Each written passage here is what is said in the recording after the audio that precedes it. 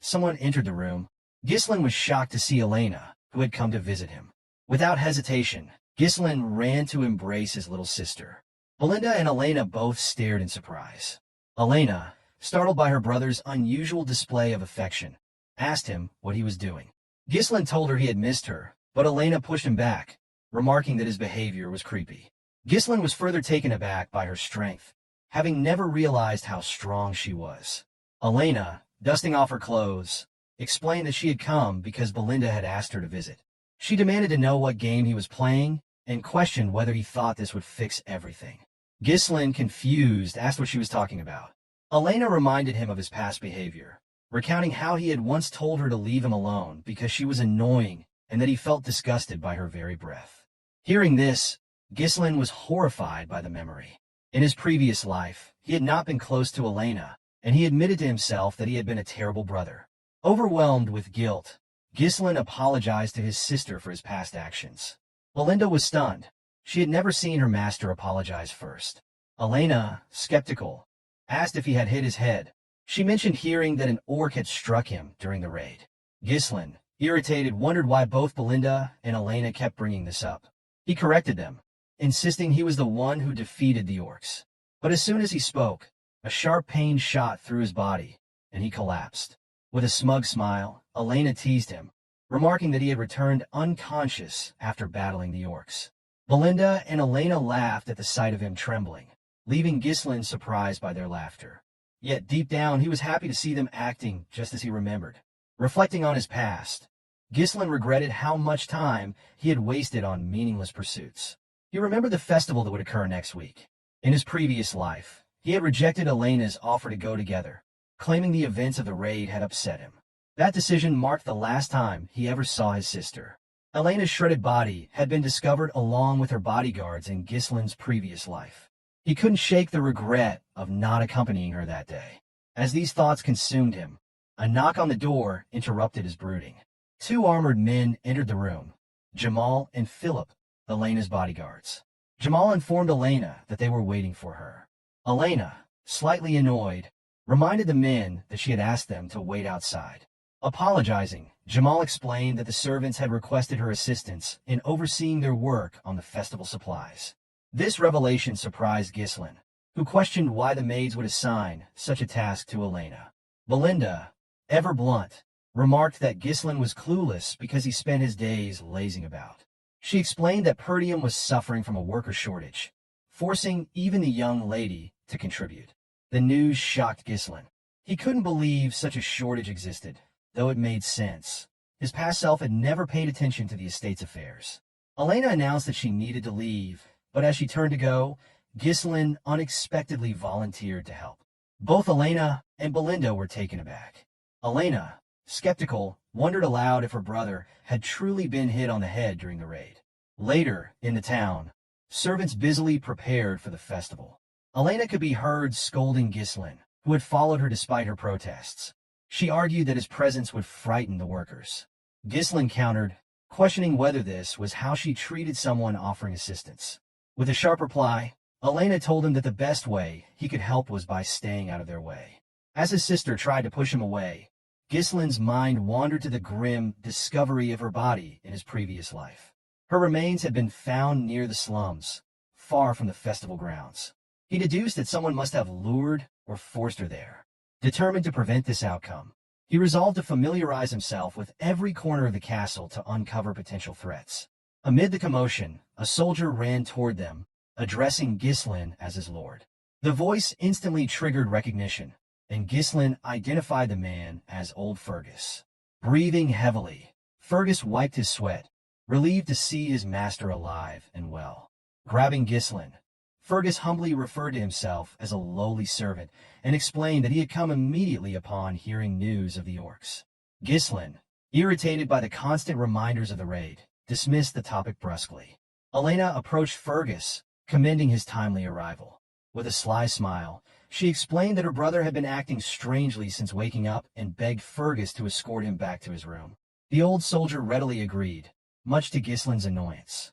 His infamous hooligan reputation was becoming an obstacle, even in situations like this. Resigned, Ghislain decided to delay his investigation of the castle until the following week. Turning to Fergus, he requested to be taken to an abandoned training field within the estate. Fergus was taken aback and asked why Ghislain wanted to go there.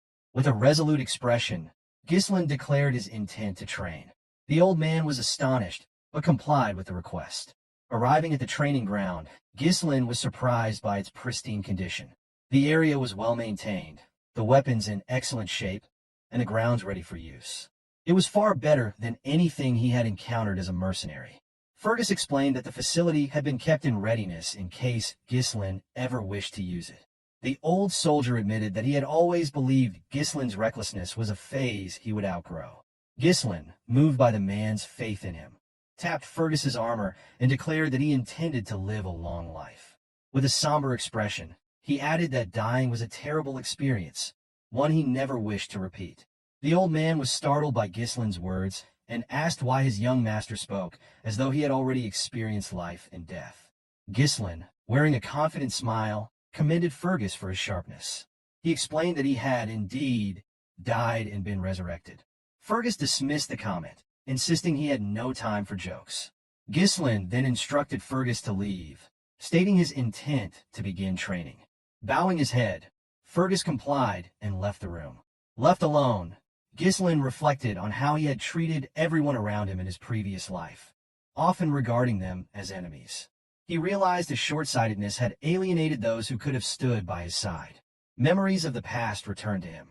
Elena's death had been orchestrated by a neighboring territory, which used her demise to provoke Perdium into a war. The conflict eventually led to the household's downfall. Elena's tragic death had been the catalyst for it all. Determined to rewrite his family's fate, Ghislain resolved to set things right in this life. To achieve his goals, he needed to strengthen his physique and refine his abilities. Although time was limited, Ghislain was confident in his capacity to master mana control. Sitting in a lotus position, he began to meditate. Mana, a supernatural force enabling humans to surpass their limits, was said to be challenging to detect and harness. For Ghislain, however, it was second nature. Even amidst the chaos of battle, he had easily connected with the mana particles floating in the air, bundling them together as if spinning thread on a spool. With his battle-hardened experience, creating a mana core was a straightforward task. But Ghislain knew that a single core wasn't sufficient. His success as one of the 7 strongest men had come from mastering an advanced technique. Using knowledge from a half-burned magic book he had found in his previous life, he developed a method to create additional cores. By forming a connected network of 2 or even 3 cores, he could generate explosive power. As he pushed mana through his body, Ghislain screamed in pain. Blood poured from his nose and mouth, and he was disheartened to realize he could only create 3 cores. In his past life, he had managed 5. The technique, while powerful, demanded an immense amount of mana, and Ghislain knew its limitations well. It was this very method that had left him vulnerable during his fight with Iden.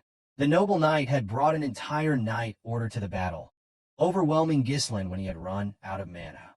He was convinced that he would have won if the fight had been fair. Though unstable, Ghislain was undeterred. He had youth and time on his side now, and vowed to refine the technique further. Anger flared within him as he promised to take vengeance on Iden and the traitorous allies of House Delphine who had conspired to destroy Perdium. He swore that this time, he would be the one to deliver the final blow. The scene shifted to the day of the festival. Ghislain donned his gear and made his way to the festival grounds. Elena, spotting her brother, was visibly shocked. She approached him, asking if something was wrong and reminding him that he had never shown interest in such events before. Ghislain calmly replied that, as a member of the Perdium household, it was necessary for him to attend these gatherings occasionally. Elena looked at him suspiciously, remarking that he had been acting strangely lately. She went on to say that she had heard rumors about his week-long training regimen, a stark departure from his usual indolence. With a nervous expression, Ghislain explained to his sister that there was nothing unusual about the heir of a knightly family engaging in training. Elena reminded her brother that he had never cared about such matters before. She also recalled that he had once declared their father to be annoying and expressed eagerness to assume the role of lord. Ghislain was shocked to hear his own words repeated back to him. Smiling brightly, Elena remarked that she liked the changes she observed in him, adding that it felt as though he had returned to his former self. Ghislain reflected on the past week, realizing that his recent actions had begun to reshape both his reception by others and his future prospects. While Ghislain was deep in thought, he noticed Belinda giving instructions to Elena's bodyguards. She directed them to resolve any issues caused by Ghislain independently, emphasizing the importance of avoiding problems, especially with so many visitors around. The two men assured her that she could rely on them. Despite the overall consistency in events, Ghislain found it challenging to measure the impact of his actions on smaller occurrences. Utilizing the information available to him effectively became a priority for Ghislain, who knew he needed to respond appropriately to each situation. Ghislain accompanied his sister throughout the festival, carefully observing their surroundings for any suspicious behavior. After some time, Elena sat down and commented that she had enjoyed the festival a little, though she found it repetitive and wondered if there was anything new this year. Ghislain found it peculiar that nothing untoward had occurred, speculating that his presence might have deterred any incidents. While pondering this, a soldier approached Elena and suggested visiting other areas where new events were reportedly taking place. The soldier explained that his friend had mentioned these events, inviting Elena to join him. Surprised, Elena grasped the soldier's hand, expressing excitement about the possibility of fun activities. As Ghislain observed, he realized that the two soldiers accompanying them, Jamal and Philip, were traitors.